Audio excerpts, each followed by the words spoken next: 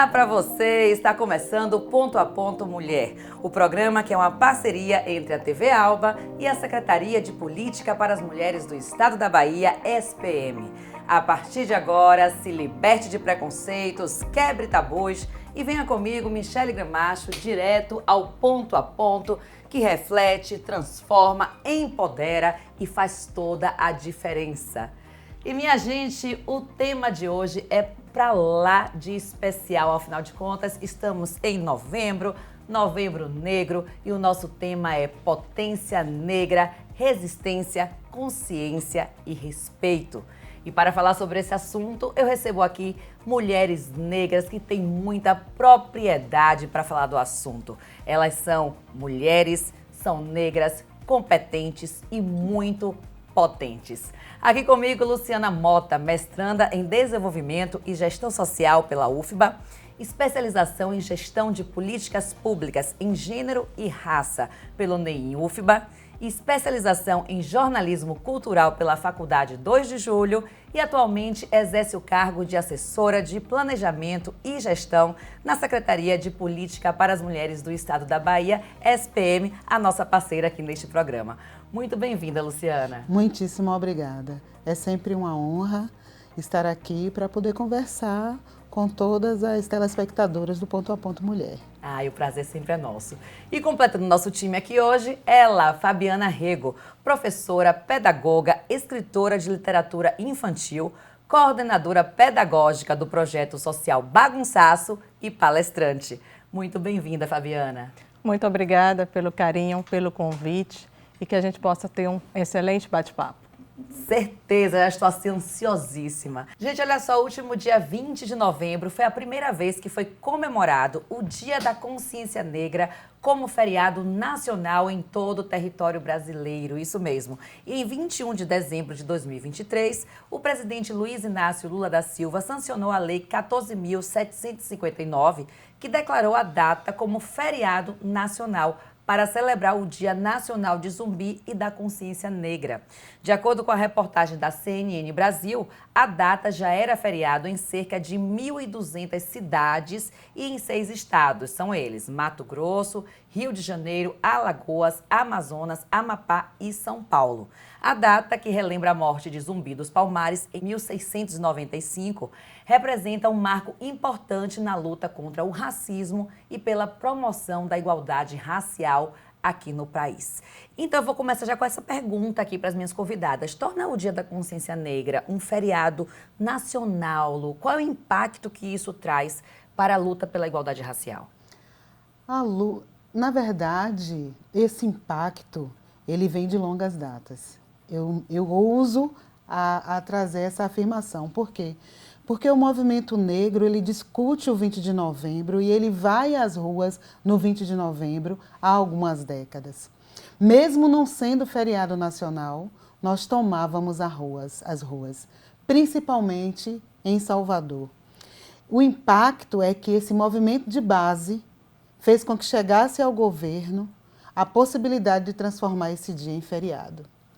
E o mais interessante disso, coincidência ou não, é que esse primeiro 20 de novembro caiu numa quarta-feira, que é dia de Xangô, para as religiões de matriz africana, o orixá da justiça. Então, o impacto ele é fenomenal no sentido de que eu reconheço a luta e estou institucionalizando.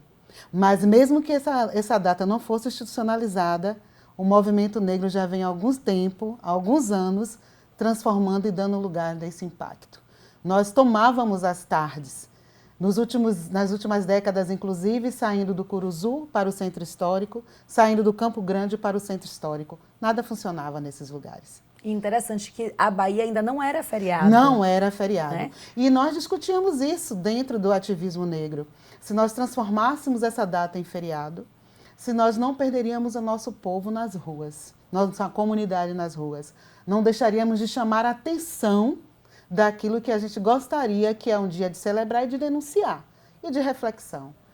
Mas a gente sabe que é uma data para celebrar os nossos heróis e as nossas heroínas, assim como durante muitos anos se celebrou heróis e heroínas que não eram da comunidade negra. Então eu acho que o principal impacto é o reconhecimento da luta do movimento negro, sobretudo colocando os nossos heróis no lugar que eles merecem. Maravilha. Fabiana, sua opinião trouxe mais visibilidade, porque tem muita gente, inclusive, que fica se perguntando, mas é feriado do que mesmo e por quê? Então isso traz essa resposta para essas pessoas, esse chamamento para a importância de ampliar essa consciência do movimento negro?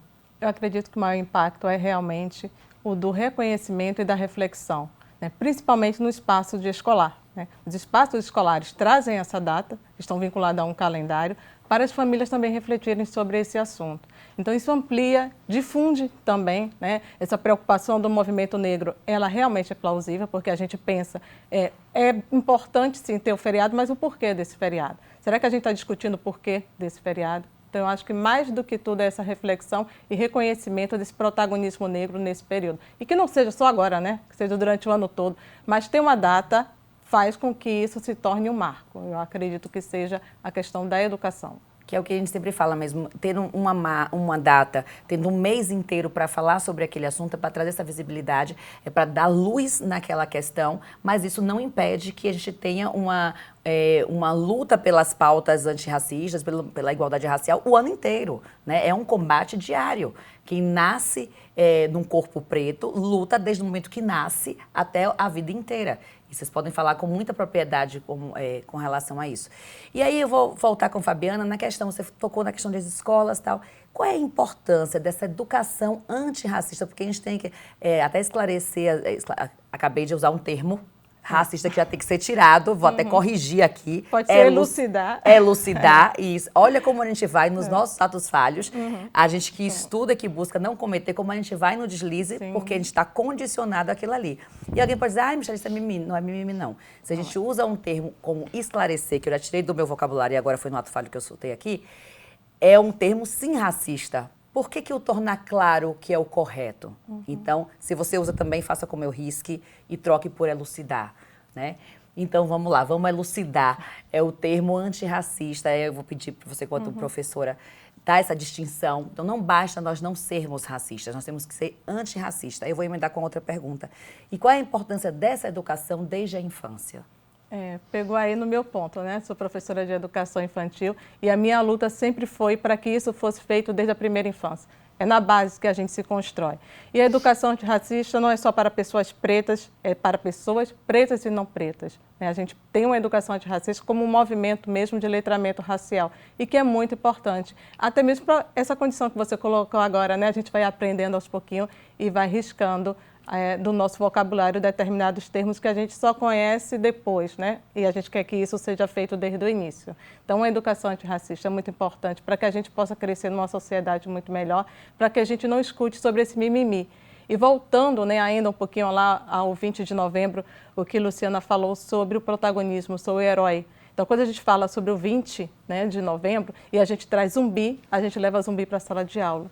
E a gente celebra um herói preto, um herói negro. Então, isso é muito importante dentro do espaço escolar, que a gente possa difundir cada vez mais esse protagonismo preto. E a gente traz uma referência, Sim. Uma referência positiva, a imagem positiva de uma figura negra que durante anos tenta ser invisibilizado, não é isso, Luciana? E que a gente tem uma legislação sobre isso que fez 20 anos, a 10.639, que fala sobre a cultura afro-brasileira presente nas escolas. Não só nas escolas, nos espaços de educação. Então, universidades, afins, a gente precisa realmente ter esse cumprimento da legislação. Eu trabalhei durante anos no Rio de Janeiro e tem um documentário que fala sobre isso, né? Eu levei para o espaço escolar, para a educação infantil, o que eu conhecia da minha história, da minha cultura, que é o Gente da Escola. Então, esse documentário ele retrata uma professora que, ao chegar no espaço escolar, ela não se viu. E aí eu me questionei, eu como mulher preta, se eu não me vejo, provavelmente essas crianças pretas também não se veem. Então, a partir daí, houve uma modificação do espaço escolar e depois de toda uma rede que culminou na formação da gerência étnico-racial no Rio de Janeiro. Que maravilha. E se você não se vê, você tem o não pertencimento. Sim. Então, se eu não tenho uma referência, então eu não posso chegar ali. Eu tenho que ficar na base da pirâmide, porque é o lugar que me colocaram, já que eu não tenho uma possibilidade de ascensão. E é isso que tem que ser quebrado dia após dia. E aí, Luciana, eu vou te perguntar, até que você quiser comentar esse assunto, mas aí já vou emendar também com outra, porque você vê que a gente tem muito assunto aqui hoje. Eu quero saber como é que você enxerga essa evolução da pauta racial. Estamos no ponto que a gente já queria que estivéssemos, estamos ainda muito atrás. Como é que você faz uma análise? Primeiro, eu queria agradecer o momento de estar dividindo esse debate com uma professora, né? A gente tem muito respeito por esse local, esse lugar e a construção que muitas professoras e muitos professores vêm fazendo na educação para que a gente alcance essa promoção da igualdade racial. Essa manhã, numa entrevista, eu me lembrei do Estatuto da Igualdade Racial. Quando nós tornamos o Estatuto, a legislação em vários âmbitos federativos, lá se discorreu sobre pautas urgentes do movimento negro, lá se tratou de questões que eram necessárias ser colocadas em prática.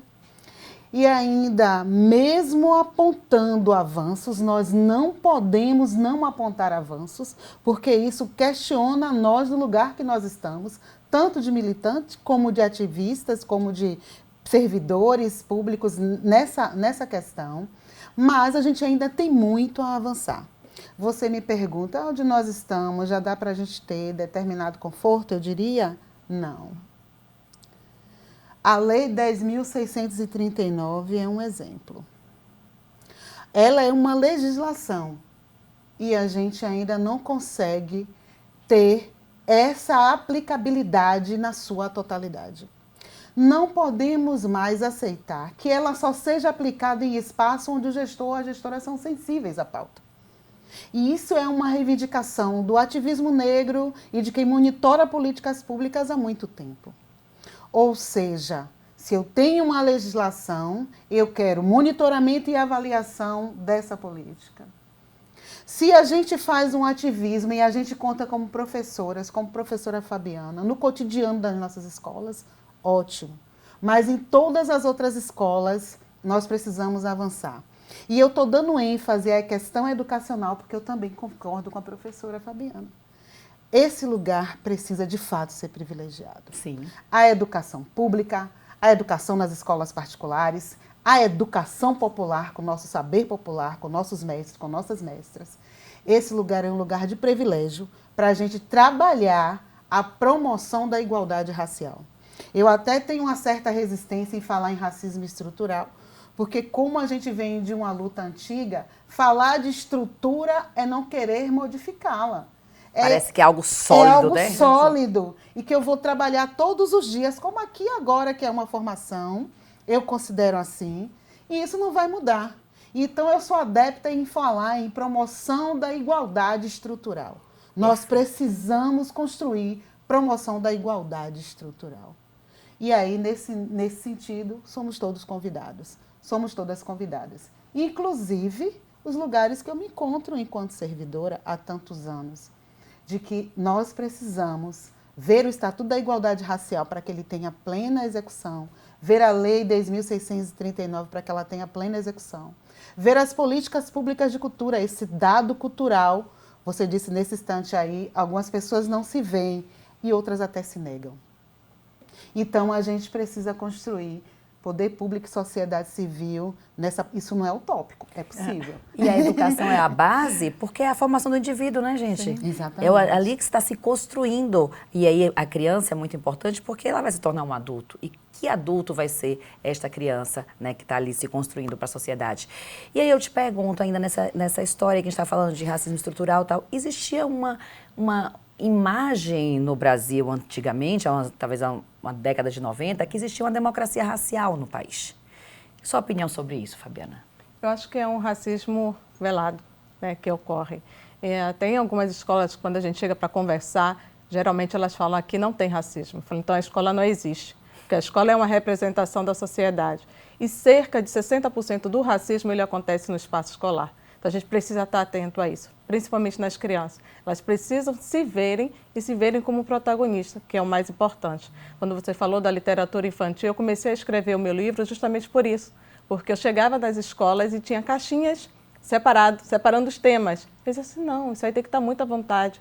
Nós não somos personagens para estar separados. É no dia a dia, no cotidiano que isso se constrói, de uma maneira muito natural e espontânea.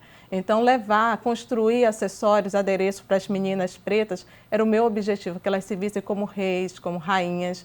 E isso foi feito de uma maneira muito mágica, que eu me orgulho muito, né? Eu construí a história do turbante para elas e relacionei com a coroa da Disney. Por que todas elas queriam usar a coroa da Disney e não queriam usar o turbante? Então, a partir do meu livro da Areta, todas elas quiseram ser princesas africanas.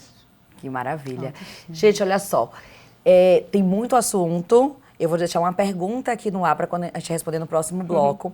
E justamente falando dessa questão de referência, né? Da necessidade, da positividade de você ter referências positivas de homens e mulheres negros para essas crianças, né? E quais são as sequelas que acontecem nessa identidade dela para levar para a vida adulta, quando é cortado esse tipo de referência. E muito pelo contrário, quando na verdade existe uma associação a algo negativo por aquela forma que se veste ou pelas suas características naturais. Já viu que o negócio aqui vai ser maravilhoso, tem muito assunto, então você não vai sair daí. Ó, é um intervalo rapidinho e Ponto a Ponto Mulher volta já já.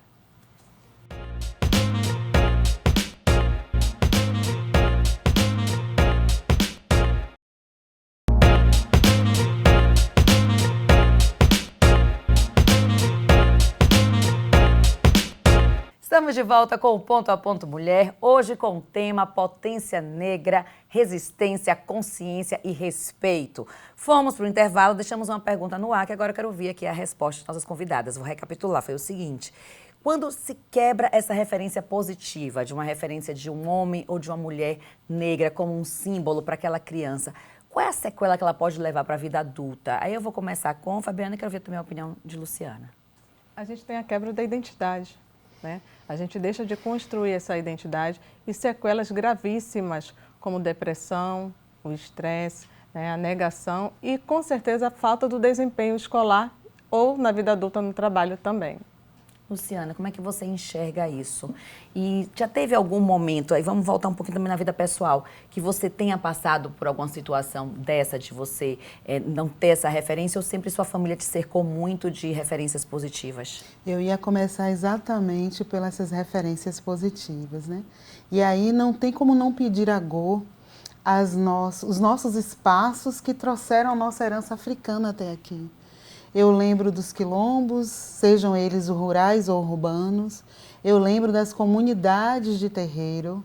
A autoestima que se constrói nas religiões de matriz africana faz com que muita criança negra cresça com orgulho da sua herança, que fale em línguas que nos foram tiradas, como o Iorubá, nos nossos candomblés de Jeje, de Queto, enfim. E eu acho que essas referências positivas propaga no ambiente onde essas pessoas convivem uma outra realidade sobre o legado africano. Eu acho que a professora pontuou muito bem o que é que essa quebra de identidade nos traz. E no meu caso específico, eu cresci num bairro negro da cidade de Salvador, né? Eu sou filha do Engenho Velho de Brotas, saí de lá para Camaçari, mas fiquei poucos anos, porque meu pai é operário. E quando você cresce num bairro onde você tem Badauê, Obadudu, que é do mesmo período, inclusive, do Bloco Afro e Leiaie, aonde a gente ia para a avenida com nossas roupas estampadas. Eu era muito pequena, mas eu via o orgulho das minhas irmãs em sair naqueles blocos. Eu lembro que uma vez o Badauê foi para a rua trazendo a dor que o navio negreiro trouxe, mas também a cultura que o navio negreiro trouxe, a herança que veio no Oceano Atlântico, nessa travessia. Então, você tem orgulho desse lugar, você tem orgulho das mulheres que trançam naquele lugar. Tem muita dor, mas também teve muito crescimento. Crescimento esse que faz com que a gente esteja aqui agora discutindo um feriado nacional que lembra um herói negro, uma heroína negra, como o caso de Dandara, como no caso de Aquatune, aqui perto de nós, do Quilombo Zeferina, no Quilombo do Urubu, em Pirajá. Então, essas referências ainda precisam ser apresentadas, é verdade. Mas em muitos lugares, nós temos que agradecer por ter chegado até nós essa herança. E aí essa família na qual eu cresci, que também vem de religião de matriz africana e que as mulheres sempre tiveram muito orgulho da sua trança. Mas é inevitável que o racismo faz conosco fora desse ambiente. E esse é um dado que a gente precisa tratar. Às vezes você tem uma família que te prepara muito bem para uma sociedade racista. E é verdade. E essa sociedade, de fato, é racista. Eu quero saber como é que foi a sua construção, Fabiana, com sua família e no seu entorno, na parte pessoal. Eu vou só voltar aqui no que a Lu falou, né, quando ela diz sobre o idioma, sobre a língua, sobre o Yorubá. Né?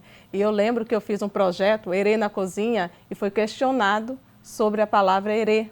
Então, a diretora Fabi, você trouxe um problema para mim, porque você tem uma atividade com herê na cozinha e as mães estão se negando, em virtude de que os filhos que não carga são de preconceito, não né? são herês. E aí eu falei, será que essas famílias, pedi uma reunião, falei, será que essas famílias estariam mais confortáveis se eu falasse kids na cozinha, bambino na cozinha? Eu estou falando de uma atividade de culinária de base africana, o continente africano. Qual a língua que eu vou utilizar? Né? Se a culinária é africana, eu não posso utilizar um idioma africano? Então, isso aí traz reflexões e esse preconceito que ela falou, né, sobre a língua materna, sobre esse Yorubá, e levar para o espaço escolar, né, refletir. Então, o Herê na Cozinha, ele realmente, eu faço para dar aquela cutucada, mas também para falar dessa alegria, dessa felicidade, dessa transformação e relembrar e dizer que nós estamos presentes e que não tem a ver com a religião. E que é incrível como o preconceito, gente, ele é intimamente ligado à ignorância, não é? Porque olha que absurdo.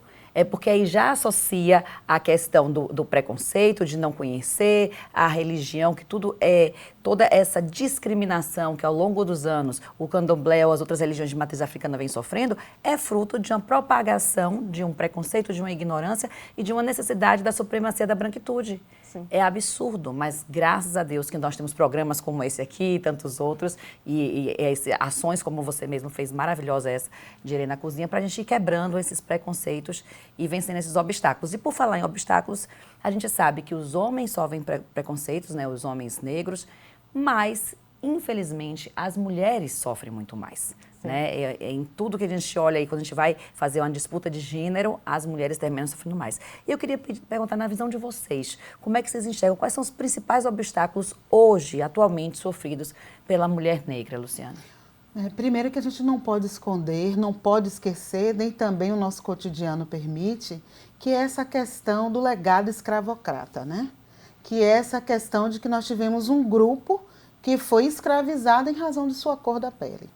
E essa situação se propaga até os dias atuais. Olham as mulheres negras, e determinam qual é o local que ela vai frequentar na sociedade. E determinam qual é o local que ela vai estar na sociedade. Era impensável que uma mulher negra sentasse como a doutora Fabiana aqui, eu sou escritora, eu sou professora, eu coordeno projetos antirracistas. Eu sou Luciana, eu sou gestora, eu estou na academia discutindo emprego doméstico e a condição do direito das mulheres trabalhadoras domésticas. Então, isso traz um incômodo. É assim que a gente ainda vive e persiste. Mas eu faço uma reflexão, não só do lugar que eu me encontro, que é dessa solidão nos espaços de poder e decisão. Para a gente é importante caminhar e galgar em comunidade, coletivamente, com outras mulheres negras, com outros homens negros. É cansativo ser a única em muitos lugares. É cansativo ser a primeira a ganhar prêmio em vários lugares. A nossa luta cotidiana, inclusive o 20 de novembro, é importante para a gente tratar sobre isso, é de que a gente tem competência, que nós somos potentes, como o tema de hoje de Ponto a Ponto Mulher, e que nós podemos e estaremos em qualquer lugar. Então, para as mulheres negras, isso tem sido muito difícil. Aonde nós nos encontramos aqui, por exemplo, numa casa legislativa, o número de mulheres negras que nós temos nessas cadeiras. Então, dos 63 deputados, uma mulher negra. Então, nós temos muito a discutir, muito a caminhar. Mas não vamos desanimar. Eu, há alguns anos, venho me organizando para não trazer dados que qualquer clique no Google que eu já estou aqui falando um nome de... Não tem problema não, Google todo mundo conhece. Você vai encontrar a condição da mulher negra. Mas eu quero fazer um debate propositivo. O que está atrás desses dados? Daquilo que está atrás do dado, mas, sobretudo, daquilo que a gente já ganhou, já acertou, já acumulou, já conseguiu modificar. Nós precisamos também fazer esse debate. E, pasmem, todas as vezes que a gente fala do lugar que a mulher negra alcançou, galgou, incomoda mais quando eu digo que ela ainda é base da pirâmide. Sim. Eu vou trazer um dado e aí eu já vou completar para que você responda de uma forma mais completa, Fabiana. É o seguinte, ó, de acordo com o portal Gênero e Número, a plataforma Racismo Brasileira, lançada em novembro de 2021, recebe relatos de racismo sofrido por mulheres negras e destaca o impacto emocional deste crime na vida delas. Gente, olha só, 95% não denunciam.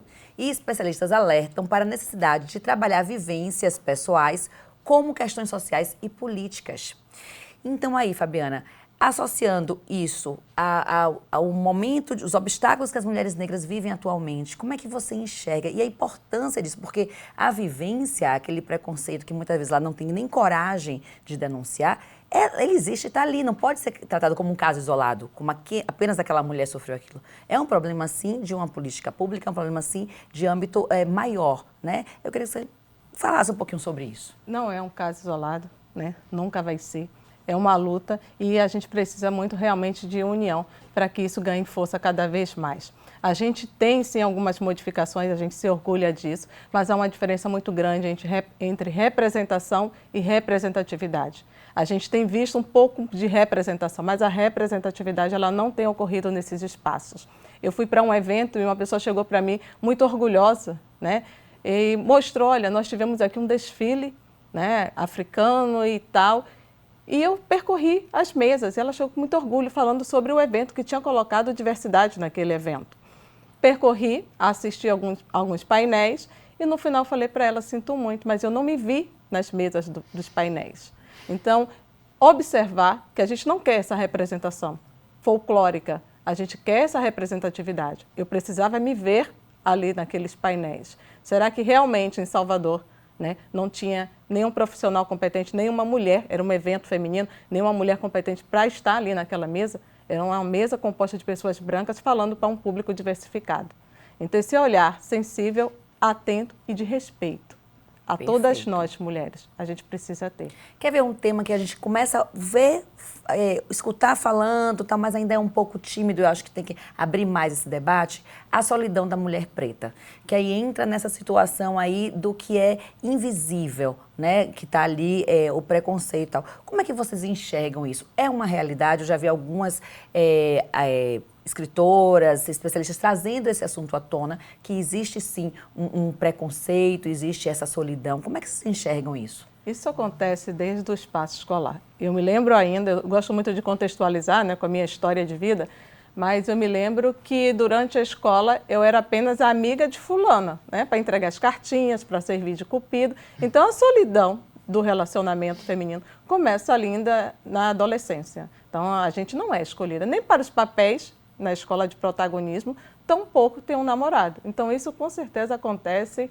a escola é a representação mesmo da sociedade e cresce assim, né? Ou fica apenas num relacionamento escondido, né? Um relacionamento que é colocado a público. Como se fosse um relacionamento mais sexualizado. Exatamente. Essa visão dessa mulher negra mais para o lado sensual, sexual e não para o amor. Como é que você enxerga isso, Luciana? Olha, eu acho que muito do que a gente vive na nossa sociedade, enquanto negros e negras, é bem construído pelo sistema que nos trouxe aqui enquanto escravos, né?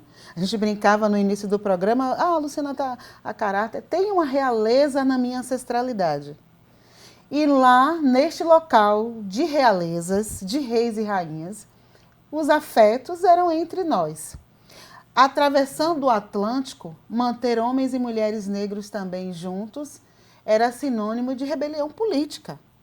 Então, nesse período, e nós tem um dos autores, se não me falha a memória, eu já peço desculpa, eu não sei se é professor Cláudio Moore, ele falava de que a própria senzala afastava mulheres e homens o tempo inteiro. E, sabe, esse distanciamento de um período todo de escravidão, mais de 4 séculos, isso transforma a nossa realidade até os dias atuais. Eu sempre observo o comportamento do homem negro dentro dessa perspectiva da escravidão e do que fizeram com a nossa comunidade. Inevitavelmente, a gente faz essa reflexão. Eles não foram somente nas questões econômicas e políticas, eles foram também nos afetos. Eles tinham que tirar nossa língua, nosso modo de falar, nosso modo de celebrar religiosamente e até a nossa maneira de nos relacionarmos. Nós somos adepta do amor negro, né? A gente discute essa questão. Às vezes acontece, mas a gente sabe dessa construção, né? E aí a gente discute a solidão na mulher negra desse lugar. E aí, dentro de uma sociedade que você aprende a negar o seu, aprende a negar o seu igual, a mulher negra se afasta porque às vezes, e muitas vezes, esse homem negro vai estar com uma mulher não negra. Mas eu não faço puramente essa reflexão do lugar, essa solidão é construída por esse sistema. Como todos os outros como tipos todos de os elementos que a gente vive. E quando a gente toma consciência, olha, vem a nossa data novamente, porque a consciência negra é exatamente essa, assim. O que é que fizeram comigo? Eu vou resgatar propositivamente um outro momento e uma outra história. A consciência negra é exatamente isso. Eu estou negando isso que disseram com o colonizador, que o colonizador nos apresentou, e vou viver um outro momento. É a tomada de consciência. Inclusive de que eu tenho que estar do lado de uma outra mulher negra, de um outro homem negro, se assim eu quiser. Sabe? Perfeito. Gente, de novo, eu sei que tá uma delícia, que passa rápido, mas tem que fazer mais um intervalo. É muito rápido e a gente já volta. Não saia daí não, viu? Ponto a ponto volta já.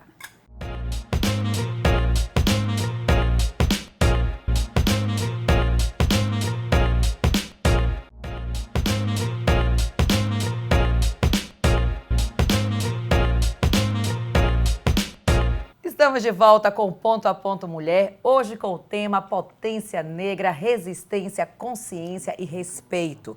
Gente, olha só, as balas achadas são as balas que encontram os corpos pretos. Segundo dados do relatório Pele Alvo, atualmente, a cada 4 horas, uma pessoa negra é morta pela polícia. Para acabar com esta estatística e com outras tantas iguais a estas, um dos carros-chefes do Ministério da Igualdade Racial é o Plano Juventude Negra Viva, criado em março deste ano. Organizado em parceria com outros 18 ministérios, além de envolver saúde, segurança, cultura e esporte, o plano também é focado em conter a letalidade. Luciana, ainda vemos estatísticas assustadoras e alarmantes como essa aí, de letalidade do jovem negro e do povo negro. E programas como esse, Plano da Juventude Viva, que envolve várias áreas, você acha que é o caminho? Tem que ser. Quando você faz um programa que envolve outras secretarias, outros órgãos, você está dizendo que uma pasta como a da promoção da igualdade racial, seja no âmbito estadual, seja no âmbito federal, não dão conta de 4 séculos aonde o povo negro teve sua vida ceifada, seja pelo Estado, seja pela violência urbana. Mas é interessante a gente entender que programas e momentos como esse devem ser, como eu sempre relato, monitorados, devem ser avaliados, devem ter diagnósticos contundentes, devem ter, inclusive, trabalhos internos com quem está no âmbito da segurança pública, porque eu conheço trabalhos de educação antirracista na segurança pública há mais de 2 décadas. E a gente ainda escuta abordagens equivocadas. Então, é um trabalho contínuo. A gente pensa também, e do lugar que eu me encontro, a gente tem participado de conjunto de debates como esse. O governo do estado lançou um bloco de programas especiais. Dentro desses programas especiais, no governo do estado, nós temos políticas voltadas tanto para os povos e comunidades tradicionais, como para manter a nossa juventude em um outro local, que é onde a gente merece estar, ocupando os espaços e, sobretudo, vivos e vivas. É o suficiente? Não. Porque a gente precisa da educação, a gente precisa da cultura, nos lugares que elas se encontram, E essas representações compondo programas como esse. O Juventude Viva não é de agora. Ele já tem algum tempo. Então, a gente é obrigado a repensar, como a gente aprende em Sankofa, olhar para trás, ver no que a gente precisa reorganizar para poder, de fato, mudar essas estatísticas. É um programa, tanto na Bahia como no Brasil, com êxito, mas que eles precisam ser o tempo inteiro revisitados para que, de fato, a gente possa ter uma mudança nas estatísticas. Luciana, a iniciativa de chamar para reflexão já é uma grande construção. Ter o Estatuto da Igualdade Racial, ter o Plano de Política Juventude Viva, ter um programa como nós temos nas escolas, o Hoje Me Respeite, que trata tanto de gênero como de raça na educação com os jovens, são exitosos. O programa Hoje Me Respeite é da Secretaria de Política Da Secretaria para as Mulheres, de Política para as daqui do estado da Mulheres. Bahia. E que também a gente tem assento nos comitês que discutem Juventude Negra Viva. E aí, a implementação com o monitoramento é que vai garantir a mudança das estatísticas que você me perguntou. Você coloca sempre monitoramento, isso é importantíssimo, gente, porque o que não é medido não pode ser melhorado. Exatamente. E aí você consegue tirar, sim, do papel e você aferir o que está, e aí recorrigir a rota, se for necessário, através de medição. Perfeito. Eu só queria, me perdoe, Não, fique complementar. Se quando eu digo que o Juventude Negra Viva tem tanto tempo, em uma data como essa que nós acabamos de comemorar, que é o 20 de novembro, eu deveria apresentar o que foi que eu consegui de êxitos em programas como esse, sabe? A gente precisa se organizar tanto no lugar que nós estamos, enquanto gestores, como a sociedade civil, para pautar qual foi o avanço, qual é o impacto, que indicador nós conseguimos mudar. Porque só assim a gente vai, como eu disse anteriormente, ter uma mudança nas estatísticas. Exatamente. Fabiana, aí eu vou linkar essas duas coisas que a Luciana falou aqui agora. O que mais precisa ser feito, para além do poder público, para além dos planos, para além das ações, para que a sociedade como um todo entenda de uma vez por todas que vidas pretas importam e precisam ser respeitadas? Educação na base e comprometimento. A gente precisa que toda a sociedade se comprometa, que assuma esse compromisso de mudança, de transformação por dias melhores. Realmente não adianta só o poder público estar ali. É importante, mas ele sozinho não vai fazer tudo. A gente precisa da educação, porque só a educação transforma. A gente tem os motivadores, mas quem vai transformar de fato é a educação. E a sociedade tem realmente que se comprometer. Não adianta ali o governo assinar um documento, um compromisso social, se a sociedade também não assumir isso em conjunto. A gente estava falando, gente, como a gente vai aqui, aí um assunto vai puxando o outro, terminou que teve uma pergunta que ficou lá no segundo bloco, que eu fiz para a Fabiana, ela terminou não respondendo, eu vou retomar essa pergunta aqui agora.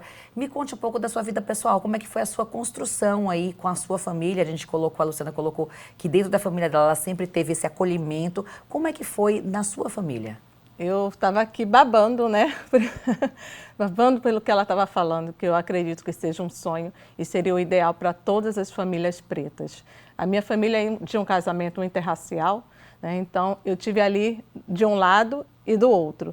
Mas entre as 4 meninas, eu sou a que tem o fenótipo mais preto, né? O cabelo mais crespo, os lábios mais grossos. E eu passei a minha vida toda sendo comparada às minhas irmãs, a família do meu pai, principalmente em relação ao cabelo, que eu transgredi tanto. Eu acho que a sociedade ainda me vê como uma transgressora ainda da estética pelo cabelo. Em alguns espaços por onde eu trabalhei, sempre era referência. Aquela do cabelo assim, que faziam, né? Não era em relação ao meu trabalho, mas era em relação ao meu cabelo.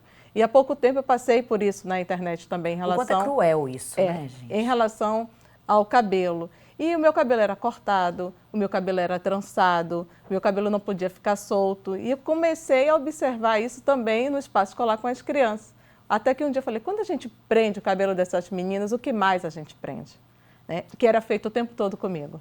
Então eu sempre fui muito curiosa. Eu não tive essa educação familiar preta, mas eu tive a oportunidade de conhecer isso depois e de me orgulhar e muito. Então é isso que eu tento passar dentro da educação para a sociedade, dentro dos espaços de educação, que a educação pode ser feita na escola, em qualquer outro, como os projetos sociais, que eu também sou fruto desse projeto social, que interferiu tanto na minha vida profissional. Por falar em projeto social, eu queria que você falasse um pouquinho mais sobre esse projeto, o Bagunçaço. De onde é que surgiu a ideia, o que é o projeto em si?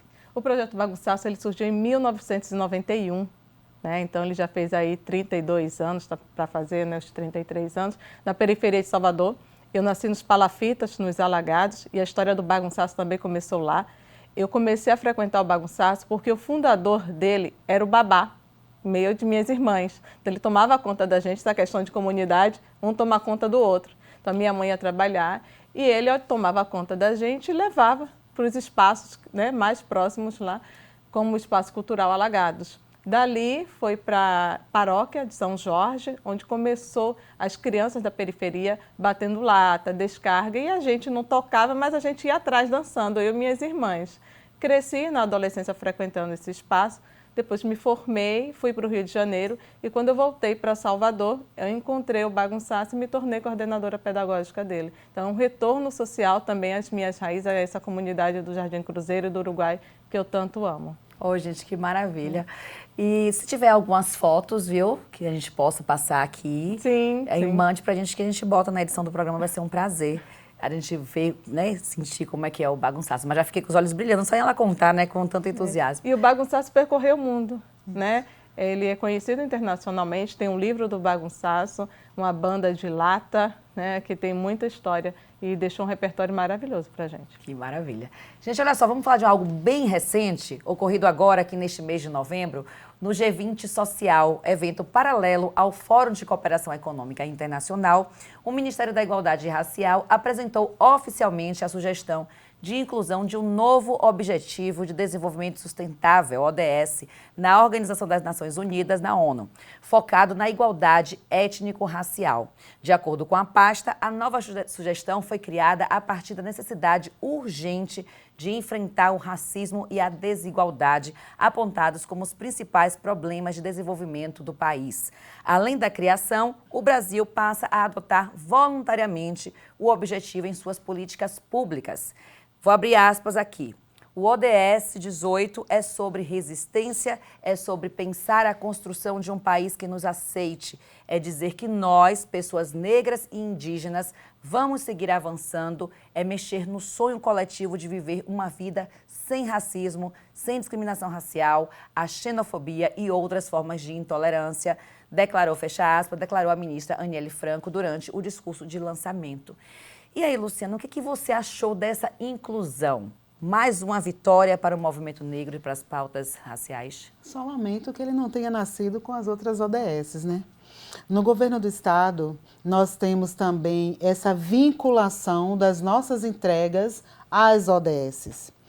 No caso das mulheres, existe um conforto, porque a gente tem a ODS número 5, onde trata de gênero, ainda onde trata de condição da mulher na sociedade, e a gente tem a possibilidade de fazer essas relações com a ODS, que é o caso da ODS número 5. Dentro dos programas do governo, nós estamos junto com a Secretaria de Promoção da Igualdade. Então, todas as vezes que eu penso a entrega, eu tenho que pensar ela no âmbito de gênero e raça. E essa ODS era ausente nas nossas vinculações. Ela chega de forma tardia, mas chega também em um momento de reconhecimento de tudo que a gente vem discutindo no mundo inteiro, de tudo que a gente vem discutindo na diáspora sobre reparação, sobre a condição do negro na sociedade. E existe uma dívida e elas precisam ser pagas para dar dignidade a essa comunidade, que em se tratando de desenvolvimento, constrói em todos os países da diáspora. No Brasil, a nossa comunidade constrói cotidianamente.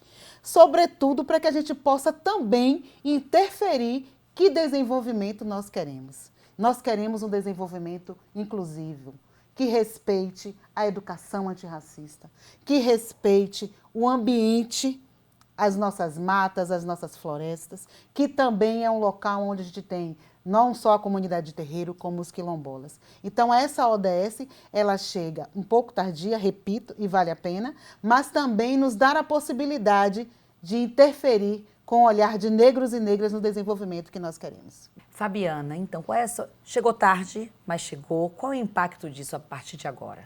Eu acho que é de crescimento e de desenvolvimento, com certeza, de mais consciência e mais respeito a todas nós. Gente, estamos chegando no finalzinho do programa. Eu sei que tinha assunto aí para mais 3 horas de programa, mas eu vou pedir que vocês deixem nesse finalzinho uma mensagem para todas as mulheres, mas principalmente para as mulheres negras que estão nos assistindo agora, né? E que elas precisam se empoderar, saber e tomar posse de toda a sua resistência, toda a sua força, toda a sua potência. E eu vou começar com Luciana. Eu me lembrei de professora Mabel Freitas, né? Quando ela dizia da coroa que nós trazemos, né? Quando ela aqui esteve, né? A professora trouxe, sai da coroa da Disney e você tem seu turbante. A professora Mabel Freitas dizia, o nosso cabelo já é uma coroa natural. É importante falar de autoestima nesse momento.